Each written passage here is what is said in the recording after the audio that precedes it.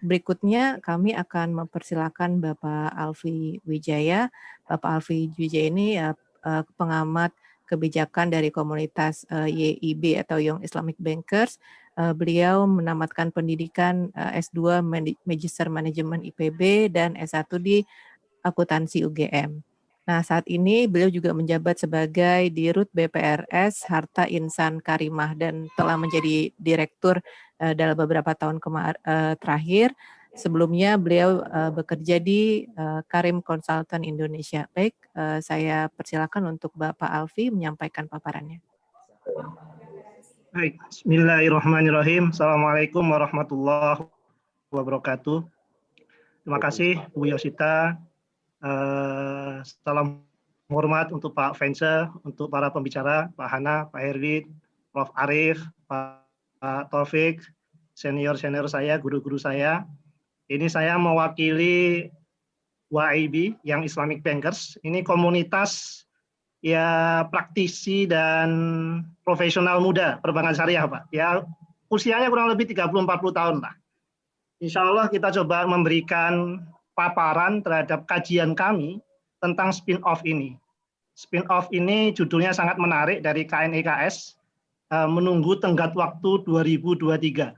Karena suka nggak suka, siap nggak siap, maka 2023 mesti dihadapi. Kurang lebih gitu. Bagaimana tinjauan kita terhadap hal itu, aset kita berapa, modal kita berapa, segala macam, mari kita lihat sama-sama. Next. Kami akan menyampaikan kurang lebih lima bagian nih, Bapak-Bapak Ibu semuanya. Yang pertama nanti terkait background dan mungkin gambaran mengenai kondisi spin-off yang ada. Yang kedua kami lakukan analisa terhadap kondisi keuangan atas beberapa bank yang melakukan spin-off maupun yang melakukan leveraging di UUS. Yang ketiga nanti kami lakukan analisa terkait dengan regulasi dan beberapa aspek bisnis terkait dengan spin-off ini.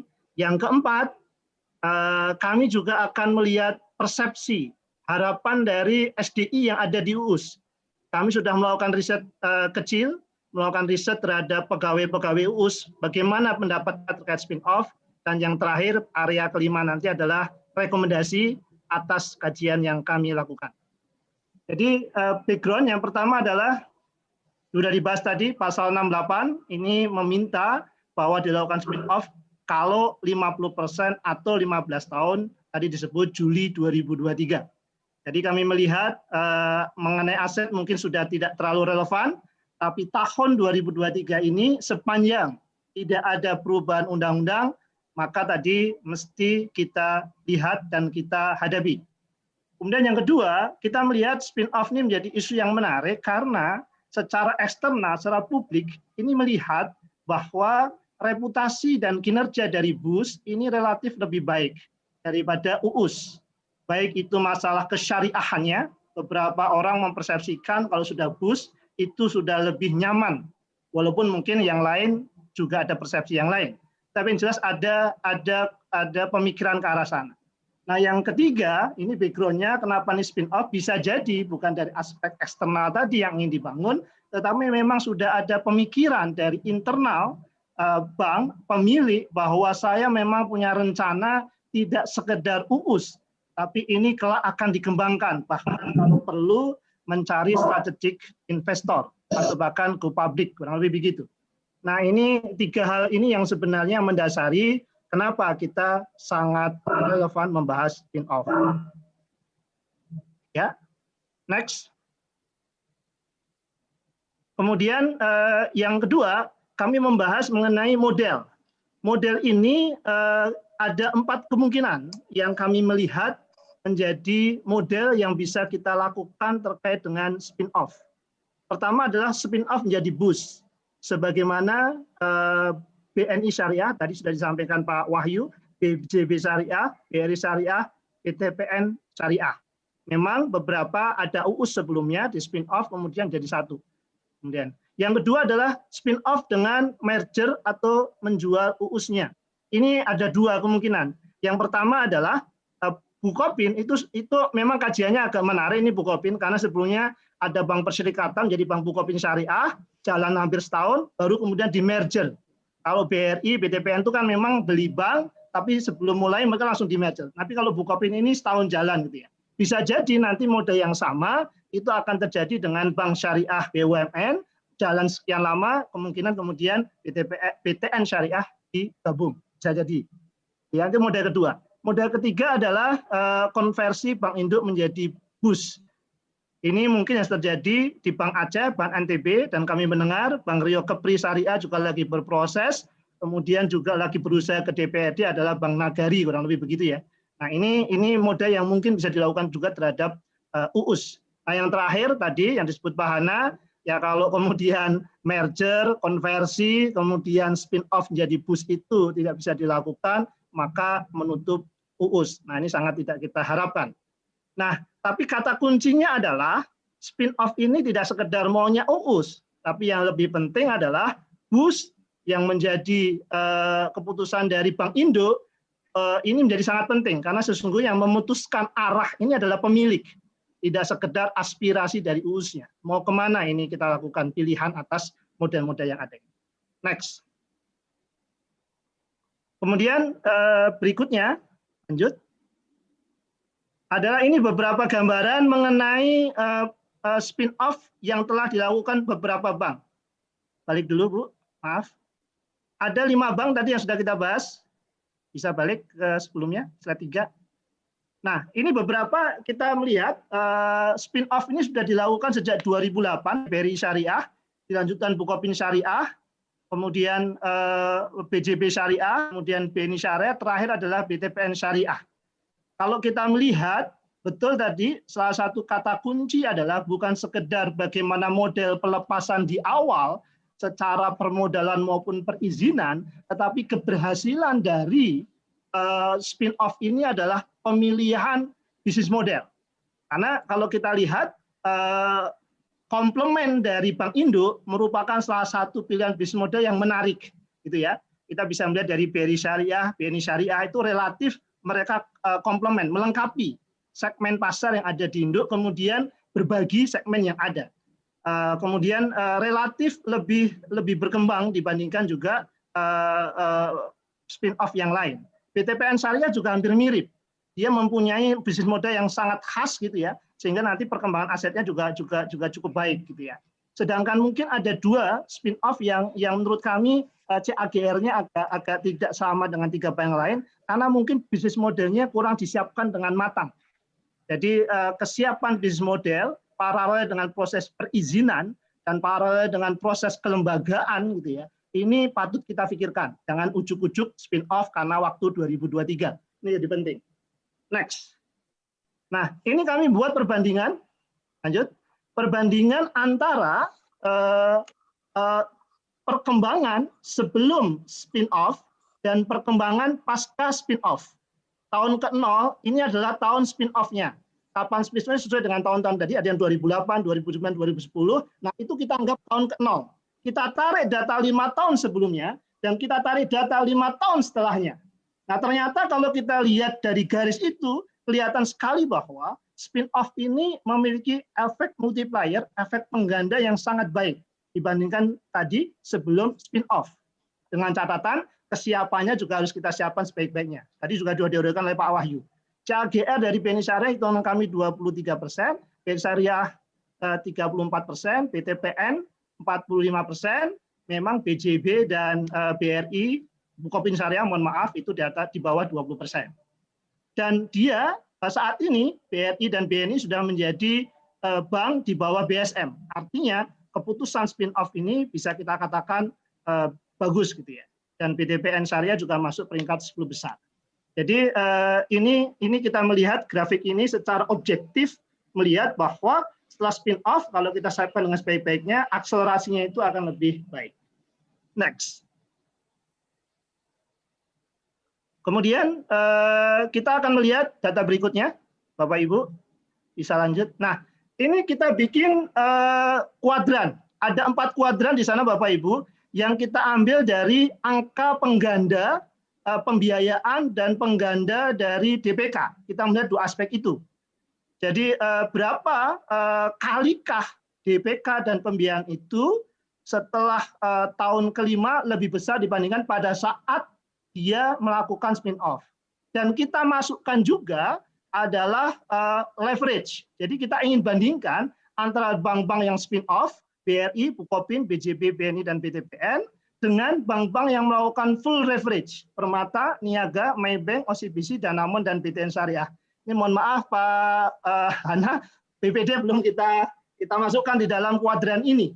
Nah, kalau kita lihat di kuadran ini, dengan mengambil angka tengahnya adalah pengganda 3 kali, setelah kita ambil cut off kapan dia mulai spin off dan melalui leverage, gitu ya. Ini ternyata di kuadran kanan atas itu angka pengganda paling tinggi itu adalah BRI Syariah, 21 kali di DPK dan 11 kali di pembiayaan. Permata, Niaga, ini leverage-nya sangat mensupport di sisi pembiayaan. Sedangkan Maybank itu di sisi dana pihak ketiga, DPK itu ya. Nah, kalau kita rata-rata gitu ya, ternyata angka penggandanya itu BUS hasil spin-off itu lebih tinggi, warnanya biru, lebih tinggi dibanding rata-rata UUS. BUS itu pengganda pembiayaan 5 kali, DPK 4,9 kali, sedangkan UUS 3,9 kali, DPK-nya 3,3 kali per industri. Nah, kalau kita lihat titiknya Bapak Ibu, yang warnanya biru ada BRI Syariah, BNI Syariah, Bukopin, BJB, kemudian BTPN, itu semua ada di kuadran kanan atas. Ini menunjukkan dua-duanya DPK maupun BIAN lebih baik.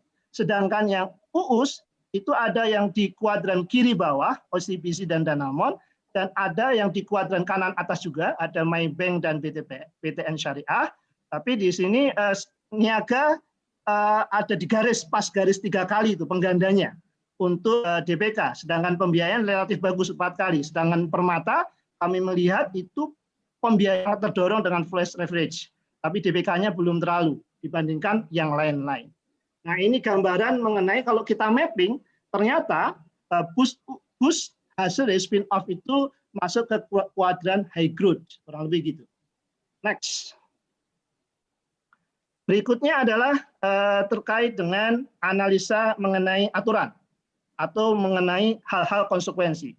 Tapi sekali lagi, tadi semua proses spin-off ini harus ada pembagian, tidak sekedar fokus kepada proses perizinannya, tapi hal-hal PR-PR yang harus kita siapkan menuju ke sana, perlu ada roadmap per area begitu ya. Tadi yang sudah Pak Erwin sampaikan sangat baik sekali, dan kami juga men-notes itu. Ada kita lihat harus operasional IT-nya harus kita lihat. Kemudian limitasi bisnisnya, kemudian reputasi lembaganya, kapasitas manajemennya, layanan e-channel-nya, kemudian pegawainya, tidak sekedar manajemen atasnya tapi juga pegawainya, kemandirian permodalan, model operasional jaringan, hubungan dengan nasabah, dan sisi efisiensi ini jadi sangat krusial, terutama di awal-awal spin-off. Gitu ya. Nah, ini area-areanya harus kita petakan, key area strategi ini, sehingga kemudian proses itu tidak sekedar kemudian kita lewati proses spin-off-nya, tapi juga kita identifikasi tahapan-tahapannya menuju proses spin-off itu. Next. Kemudian momentum ini menurut kami sangat baik karena sebenarnya di akhir 2019 di bulan November POJK sudah terbit tentang sinergi perbankan, dan memang karena ada COVID ini mungkin prioritas kita menjadi lain karena kita banyak melakukan restru gitu ya. Tapi yang jelas ini sudah satu kemajuan karena sudah dimungkinkan sinergi dengan bank umum induknya itu di sisi pembiayaan, kita melihat itu. Layanan nasabah sama, DPK sama sudah bisa dilakukan, pembiayaan yang semulanya belum, ini kita lihat menjadi bisa. E-channel juga sudah bisa, IT infrastruktur bisa, kemudian limitasi scope bisnis juga itu bisa menginduk ke bank umumnya sepanjang dia bank pemegang saham pengendali. Siapa pengendalinya itu jadi acuan gitu ya. Tapi mengenai BMPK mungkin masih menjadi PR, mengenai permodalan juga menjadi PR karena memang ini concern dari regulator gitu ya. Tapi yang jelas POJK ini sudah sangat baik, yang perlu adalah diturunkan lagi menjadi langkah-langkah berikutnya. Next. Lanjut. Yang berikutnya kami mencoba mencermati gitu ya. Bagaimana lagi, Pak operasional dari BUS. Ya Bu. Operasionalnya itu bisa stand alone, baik semi leverage dan full leverage. Dan kita berharap semoga yang sudah full leverage bisa jalan terus. Next. Lanjut. Mohon maaf, lanjut panitia. Ini kita membaginya ya. Yang swasta kita lihat sudah cukup mampu. Ini yang paling kiri. Ada satu swasta yang barangkali moderate. Kemudian BPD kita melihat ada yang di moderate, ada juga yang di weak, gitu ya. Karena kita melihat rata-rata CAGR 10 tahun terakhir dan aset mereka. Next. Next.